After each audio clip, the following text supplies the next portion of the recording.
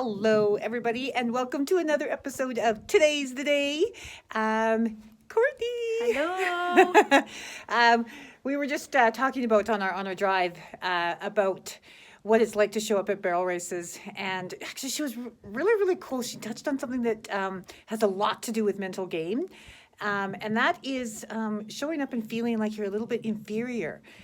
So maybe explain that a little bit. What's that like, and what do you mean by that?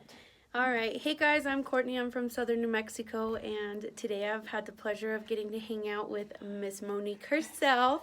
As she said, we've just kind of been talking about mental game and all of that. And, you know, I've only been doing this for about 5 years, barrel racing for 5 years, you know, self-taught pretty much. And one thing that really has, I guess, impacted my mental game a lot was feeling inferior. You know, I came to barrel races and I wasn't born into that, you know, and to me, I felt like a lot of these gals had been doing this their whole life and they knew it all and they were going to win, they were going to beat me, they were going to, you know, at that point I had already lost because I had already canceled myself out and, you know, I lost my confidence whenever I went in thinking I was inferior. And something that I've kind of learned, especially over this last year and this last rodeo season, was that they make mistakes, they're not any better than me, you know, and that they all started where I was at one point. So going in there thinking and feeling inferior wasn't helping my mental game, and it definitely wasn't helping my performance.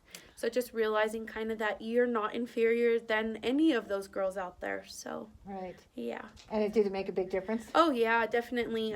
This last rodeo season and barrel race season, I was able to go in there and realize, you know, that, hey, this confidence is going to help me. And it really did. You know, we started getting faster times, cleaner runs, and it was becoming more fun. I had taken the fun out of it going in there every race thinking, I'm not as good as this girl or I'm not as good as that girl.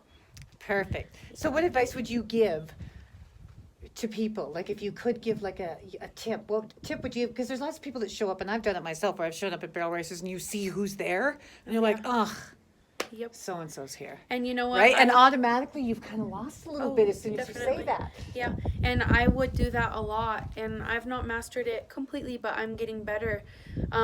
You know, I'm my own person. I can only, you know, keep track of what I'm doing, what my horse is doing. And ultimately, I'm there for me, not for them, not for their sister or their best friend who's competing. You know, just my biggest advice is just take care of yourself.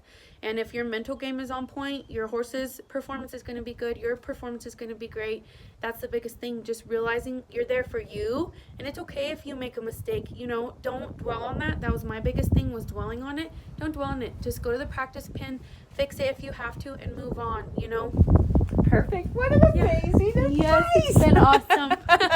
All right, there you go, everybody. We will see you next week. Yes. All See right. you next week. Bye guys.